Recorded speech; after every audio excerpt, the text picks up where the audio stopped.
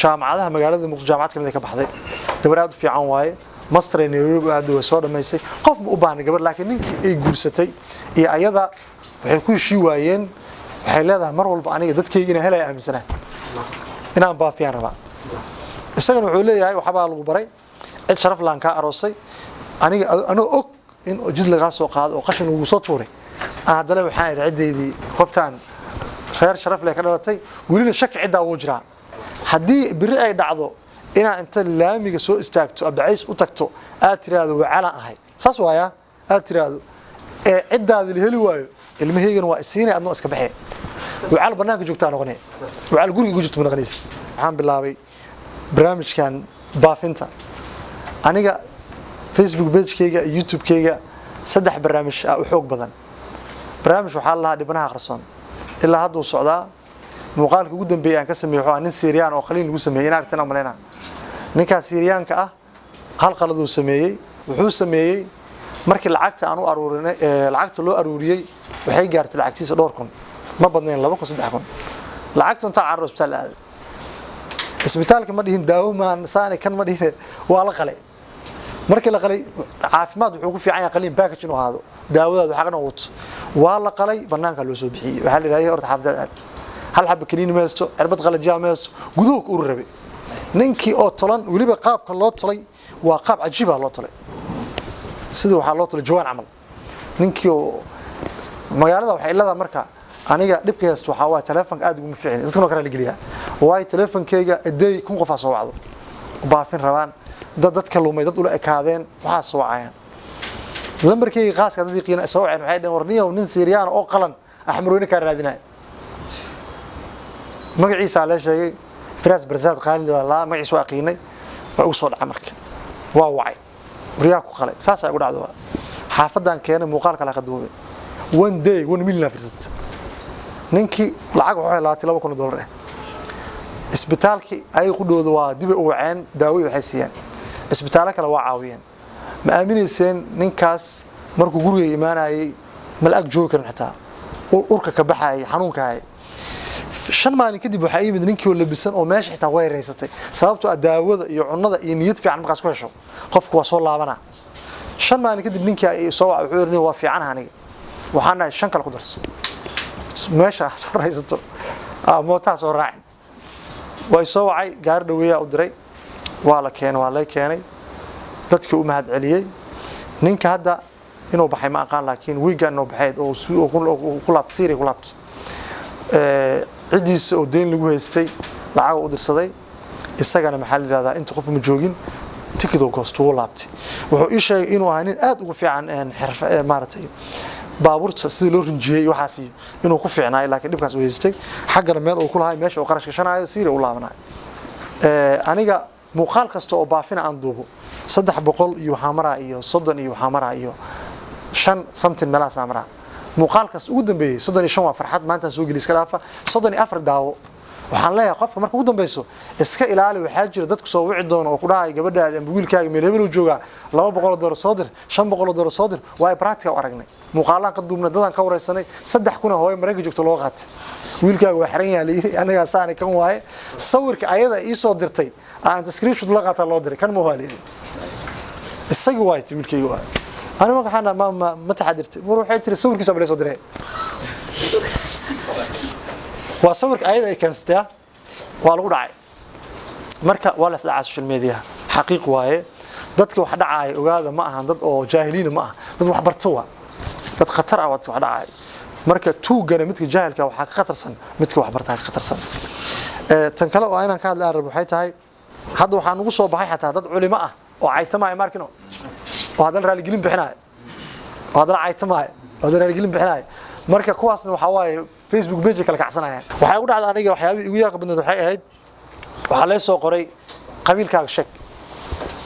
waxa ii soo qoray ilaa iyo 30 maamo dadweyna oo America degan aan group ii soo galno waxayna qabiilkaaga maanta waxaan u soconaa anagood intaas gaarayno oo aan call ugu jirnaa oo maaragtay program ah ina qabiilkaaga noo sheegto wala isku qabsadee ya waxaan dhahay 30 kiina min $100 soo dira qabiilkii waa idin sheegay aan kala gadano waa qosleen shakada faniya noqotay markii dambe waxaan nahay wax ujeedka laga leeyahay sheega ana Soomaaliya ahay qabiilkayga qof kasta dad badan ehelna magaaladan joogo ma waxa danta kale leedahay sheega xamar qabiilka wala isku dilaa Yurub joogtiin waa iga tageen waxa ii soo xigtay gabar oo dadkan baahiyaha gaarka qaba ah toddobaadii ka hor waxa la sameeyay aroos aan oo liga labadeen Abdicays aroos Allah hambalyo markaas dadka familka ila ahay asxaabtii waxay leeyihiin maxaa aroos noo qarsatay waxa lagu jiray Ramadaan lagu jiray waa fake news ka Ramadaan lagu jiray Ramadaan kan waa ogtiin aniga Ramadaanka lacag oo waxaan hayay hatta cimra leesii ma aadan lacag $40,000 hayo agoon ilaahayeen waxaan isla hadaa baxdo lacagtaas ilmihiin ay iidin waxa waaye cimrada tan ka darnaas dhax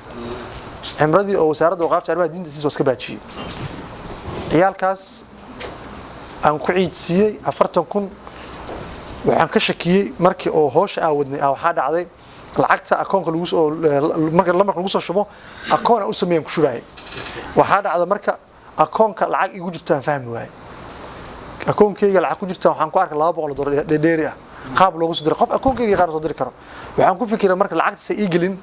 ilaa 3 qof inaan iidsiyo laakiin aan ka dhigay agoon qaraabana agoon waxa jirtay oo qaraabana ehel oo aabood iyo maxallada walaalood ay iidsi karaan laakiin markay arkeen waxa in aniga wado inay qofsan iskan qaraabadaada waay laakiin ogaa inay dharkii iidsigadi karaan kuwiyaan siiyo waxaan culays wax ku galeen ha kaaga haraan culimada qaar waxay dhaayeen $10 goosan kartaa maarta lacag ku leedahay aan waxaan ku fikiray qofkan lacagta bixinaayo $100 bixinaayo aniga 10 ka goosanayo waaba 10 kan kulahay aakhira 10 kan kulahay waay hadaan goosto ka hor adduun waxa aan haystay 10 ka aakhira aan kula daacno ka hor marka fake news kaas waxay u kaliftay marka wadaaca dhameystay wadaaca markuu ii dhamaaday aan ka hadlay waxaan dhahay gabadha hadana dhibkii naxdinta qabsato waxay gabadhii ma dhigi kartid gabadhaan aniga si kale lagu fahmaa waxa la gabadha jiiska u diidaa Soomaaliinta saa u jawaab xataa aqaan waay hal isbuuc aan ka fikiray qafka u jawaabi lahay gabadhi meela kala xiriir ma aqaan lambarka ma haayo waxaan dhahay gabadhan gabar qurux badan waaye gabar walaashi gabadhii amaanay laakiin ani ay waxaan ka dhaxay walaan marka dadka waa aragtay marka oo ay qof helaan hadiyada ay keenaan hadiyadaha maybe hadiyad waa hadiyad qof qado xabad sambuus ku keeno qofka soo xasuusto waxa dhacday gabar waxay heshay hooyadeed oo daris ay ahaayeen iraadinays waa daris hal suuqa ka wada adeegtaan ma taqaan laakiin gabar hooyadeed markay heshay suuqa xoolaha ka heshay gabadhu waxay awoodi weysay waxay hadiyadii u keento awoodi weysay waa itimid waxay dhaadaniyo aniga waa helo hooyaday laakiin waxaan ku maqanahay hadiyadan suuqa shaxaada ku maqanahay maalinta hadiyada helo ay maana ya habeenkii waxaan u tuuray $50 waxaan $50 qaado hadiyad soo sameeyso adna shoobi soo sameeyso iyo keen hadiyada maalinta bay idmada hadiyadooda way dada wacay mugta u dhahayo war hooyo ma heshay hooyada ana waa la waala aydan kiisna ka dhamaatay kiiska igu xanuunka badnaa markaan aydan wadaaga rabaa kiiska igu xanuunka badnaa soo mar wuxuu ahaa gabadha baafin igu timid gabadha cida korsatay jaamacadaha magaalada Muqdisho jaamacad kamid ka baxday gabar aad u fiican waaye Masray Nairobi aad u soo dhameysay qof ma u baahnay gabar laakiin ninkii ay guursatay iyo ayada waxay ku heshii waayeen waxay leedahay mar walba aniga dadkayga inay helay aaminsanaa inaan baafiyaan rabaa isagana wuxuu leeyahay waxa baa lagu baray cid sharaf laan ka aroosay aniga anoo og in jid laga soo qaado oo qashin ugu soo tuuray hadana waxaan ciideedii qoftaan reer sharaf leh ka dhalatay waliina shaki cid aa jiraa hadii biri ay dhacdo ina inta laamiga soo istaagto Abdicays u tagto aad tiraado wacala ahay saas waaya aad tiraado cidaada la heli waayo ilmaheegan waa isiinay adna iska baxay wacala banaanka joogtaa noqonay wacala guriga ugu jirto noqonays gabadhu ay la wadaagtay ana waxaan aad ninkaaga raali ka ma sameey karo waana weydiiyay aragtan ma aqaan gabar kasto la qabo waxaan dhahay ninkaaga ma guliya hadduu ninkeeda ogolaan baafin mu sameeyo way gabadha markuu nin guursada mas'uul ka yahay dib badan ka iman kara challenge familku dumi karo gabadhi si ka saaniki waxay leedahay in sharax loo xiro codka hal bedelo inta ka bixdo waas xaliyaan marka dambe gabadhi ay soo laabto waxay leedahay aniga waxaan go'aan gaaray ninkay warkiisana iska yeelo inta barnaamij soo wada dhici lahay ninkayga hadda markuu waxay sameeysaa mar kasta oo